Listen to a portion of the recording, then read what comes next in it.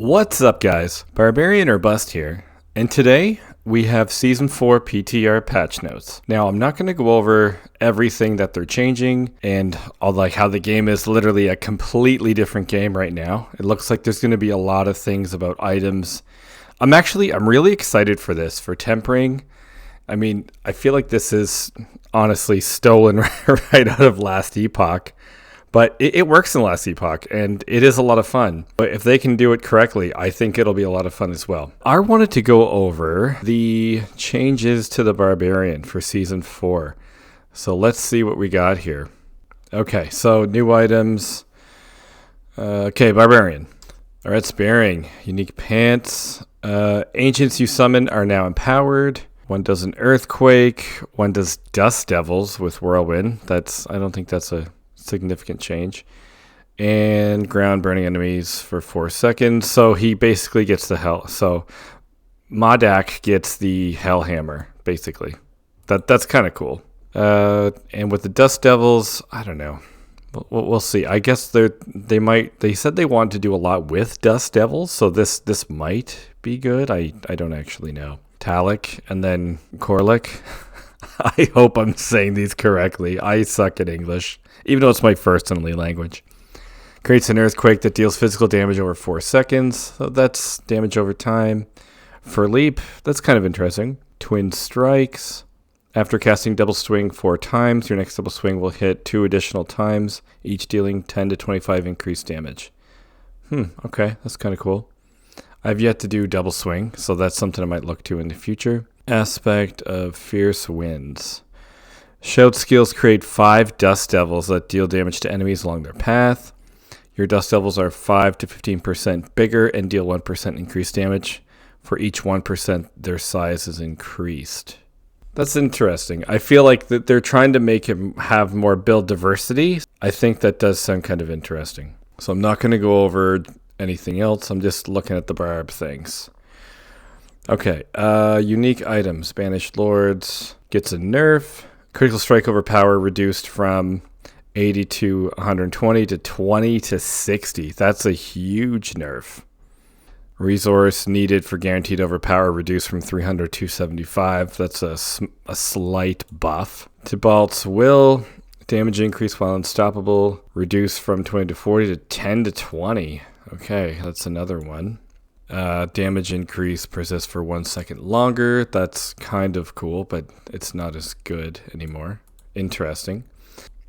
Disobedience. Armor stacks no longer fall off independently. Now they refresh or reset at the same time. I don't know if anyone's going to use Disobedience anymore because Juggernaut is so good. Let's see what else we have. Bold Chieftain now used by both Barbarians and Druids. I have literally never played a Druid. I didn't know they had shouts. Interesting. Okay.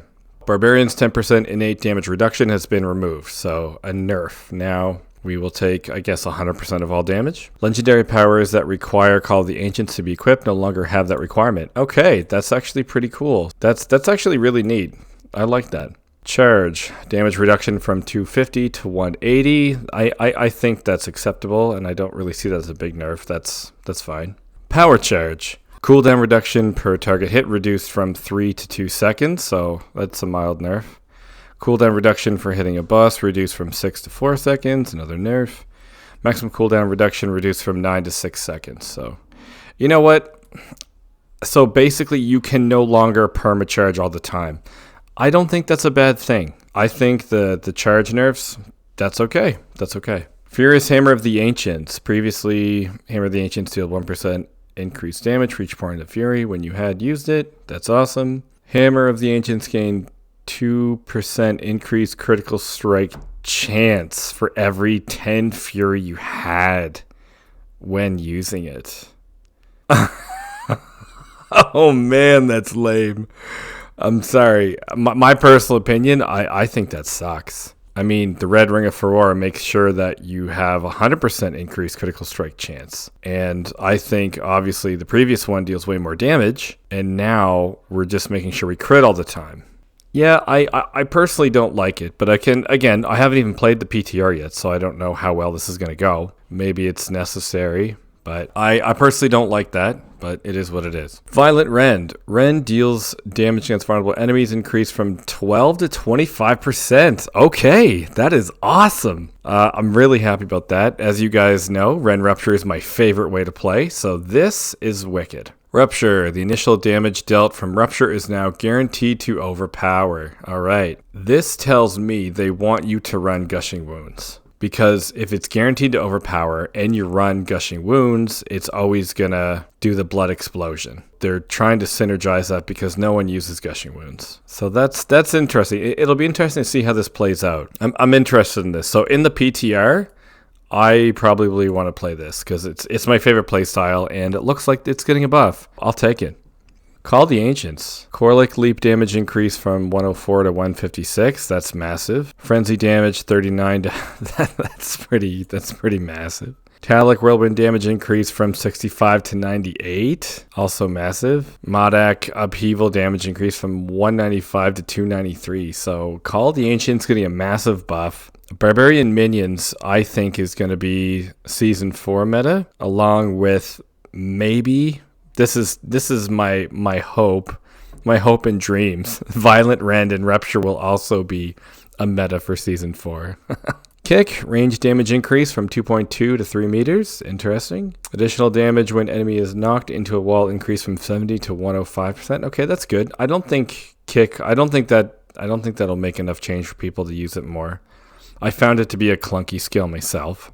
Power Kick, damage per 10 fury consumed increased from 20 to 25%. That's good, and because you do consume a lot of it, and this could scale quite wildly. I don't think that's enough to really try, but we'll see. Unbridled Rage, bonus reduced from 135 to 100. I think that's acceptable. Like that's a nerf, but I think that's acceptable. Weapon Expertise, Polearm, lucky hit chance increased from 10 to 15. And now damage while healthy increased from 10 to 15. Okay. Two-handed mace. Fury gain increased 3 to 5. That's awesome. Previous, you deal 15% increase critical strike damage to stunned and vulnerable enemies while berserking. And now you deal 15% increased critical strike damage while berserking. Okay, that's a win. That's awesome. That is way awesome. I like that. Two-handed axe. Vulnerable damage reduced from 15 to 10. Well, that's a mild nerf. I mean, really, two-handed axe is like the only one I ever use in all of my builds. If they want to nerf it to make people use like two-handed mace, that makes more sense, honestly. I'm not exactly, bent out of shape out of that one. That's especially with the changes they made here.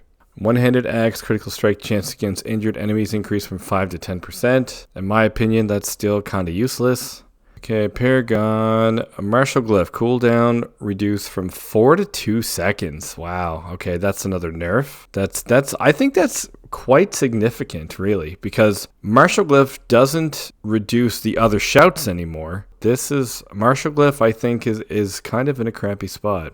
Blood Rage Legendary Node. Damage increased by Berserking bonus reduced from 25 to 10%. And caps at 30%? Oh, man. That's awful. Okay, that's a massive nerf right there. Wow. I guess, okay, so you no longer want to stack the Berserking damage because it's not going to be doing very well now. Basically, all of your Berserking damage you can probably get out of your Paragon tree because there's going to be enough in there. That sucks, honestly. But I guess it kind of opens playstyle because now everyone isn't going to go for the Blood Rage node, but maybe they still will. Hard to say.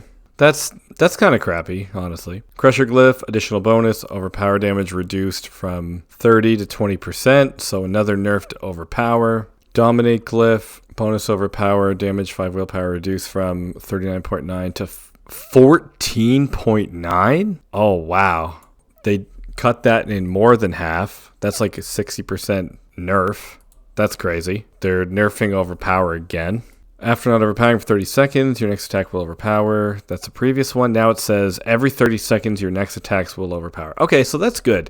So that small change, I really like that. Now every 30 seconds, your next attack will overpower. Now we can have a couple ways to guarantee proc overpower, but now it seems like overpower is not overpowered anymore. So that's kind of, I don't know, that kind of hurts my head. We want to overpower, but they aren't overpowered. You know, like, I don't know. I guess we'll see how it plays in the PTR. Seething Glyph, additional bonus, Fury gained on enemy kills increased from 3 to 5. That is good, but with all these changes, I don't know if that's going to be good enough, because I still think this glyph is not used very often because it's not very good. Legendary aspect, description reworded for clarity, no functional change. Every 25 seconds, your next upheaval cast is guaranteed to overpower and deal X amount of damage. The timer is reduced by 4 seconds when upheaval... Yes, well, okay.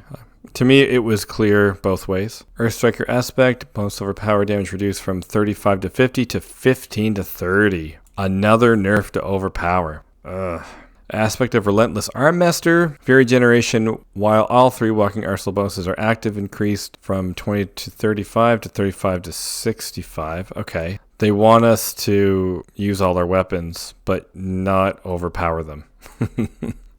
Previously, Dust Devils would have varying duration, speeds, and movement patterns based on legendary aspects that created them. Now they all behave consistently regardless of which aspect they are from. That's kind of weird that that's in there. Maybe that's like a typo. Wind Lasher, again, I've never used Double Strike. Casting Double Swing twice with 1.5 seconds. Create, okay. Yeah, so this line is clearly for this one down here. Creates a Dust Devil that deals 0.22 to 0.32 damage to enemies behind the target. And instead, now casting Double Swing creates a Dust Devil that deals more damage, 0.35 to 0.5 damage to enemies in its path. Triple the amount of Dust Devils created if Double Swing is cast twice within 2 seconds. Okay, so we actually saw this one on the chat, so that's kind of cool. Yeah, that is cool. So now I'm seeing like Double Swing plus a shout, plus like the 3 shout meta, a Dust Devil shout build with Double Swing. That actually might be worth trying. Devilish Aspect. So the previous one, after generating 100 Fury, your next attack that deals direct damage creates a Dust Devil that deals 0.24 to 0.38 damage to enemies behind the target. And now it creates 3 Dust Devils that deal 0.4 to 0.6 damage to enemies in their path. So again, nerfing Overpower, increasing Dust Devils. So that's quite interesting. Dust Devil Aspect. Whirlwind leaves behind Dust Devils that deal 0.22 to 0.32 damage, and now it's 0.4 to 0.6. And the Dust Devils now every 0.75 seconds instead of every second and a half. So again, they want us to use Dust Devils for some reason. Veteran Brawler, now increase the damage of Charge, Leap, and Kick, and the timer on the buff has been removed. That is so good. The timer on the buff has been removed. I don't like these timers. You got 5 seconds to use it. I think if you earned it, you should be able to keep it. I mean, not too much you can do about it, but I do like this change, and I like that now it increases the damage. That's pretty cool. Of Giant Strides. Reduce cooldown of leap per second by enemy hit upon of 9 seconds. Reduce cooldown of leap by 2.5 to 5 seconds per enemy hit, up to a max of 9 seconds. Okay, so it's just reworded a little differently. Anemia. Okay, lucky hit. Direct damage against bleeding enemies has a 15 to 30% chance to stun enemies for 2 seconds. And now damaging bleeding or vulnerable enemies has a 15 to 30% chance to stun them for 2 seconds. Okay, that's cool. I like that. I like how it goes damaging, bleeding, or vulnerable. This gives it a little more room to use in different builds. I still don't think I'm going to use it for anything as of right now, but that is interesting. And Echoing Fury is now called Vocalized Empowerment. I think that sounds really funny, but whatever. Because now it's equipped both by Barbarians and Druids. Okay. Your shouts create 2 to 4 per second, but now they generate 5 to 10. That's a massive buff. Vocalized Empowerment. I can't even say it without laughing, but I think that's a good change. They should have left it called Echoing Fury. I don't know. Echoing Fury Spirit or something. Even Echoing Fury Spirit, because it's only by the Barbarian and Druid, I think would have sounded mildly better than Vocalized Empowerment. I don't know. To me, it just sounds so weak. I don't know. That's my sense of humor. Alright, unique items. Rage of Haragoth. Lucky hit, up to 20 to 40% chance to reduce the cooldown of your non-ultimate skills by 1.5 seconds when you inflict bleeding on enemies. On elites, sorry. Now, inflict bleeding on an enemy has up to a 20 to 40% chance to reduce the cooldown of your skills by 1 second. Okay, that's a major win. Before, I wouldn't like to use the Rage of Haragoth in my bleed build because it was too specific to elites, but now I'm seeing like a Rend Rupture with the Rage of Haragoth and a lucky hit. Maybe critical strike chance won't be needed for this, for a bleed build instead. Because this is cool. I actually really like that. Azarath, I hope I'm saying that right. Damage dealt while freezing enemies increase from 2 to 3 to 3 to 4.5. Okay, that's cool. Now can trigger from non-core skills. Okay, so they want you to kind of use different items. Because really, Barbarians, we don't really freeze much, but actually really at all. And Field of Crimson, one of my favorites that I think needs a buff. The blood pool now makes enemies take increased damage from all damage types. Interesting. So now when you rend, instead of doing, just more damage over time, that small part of physical damage will also be increased. So that's a mild win. Like it's good. I really hope they change the stats on the Field of Crimson. And well, they said they're gonna like change all the uniques, so we'll see how that goes. But overall, I'd say Barbarian got quite the nerf. Too long didn't read would say Barbarian Overpower nerf, Dust Devil buff, and mild buff to bleed. Oh, sorry, and major buff to Call the Ancients. So that's going to be something to look out for. But yeah, okay, overall, I'd say I'm really curious on how... I am going to do the PTR, so I'm very curious on how these actually play out. Because if we look back, and if we really are going to be... If the itemization is done well, which I hope it is... By the way, I am so happy that Greater Rifts are coming to D4. Greater Rifts were so much fun for me. So this is awesome. So yeah, I think if the itemization is done correctly, and the Codex of Power is a massive win, this is going to be so good. Like, this is wicked. I like this.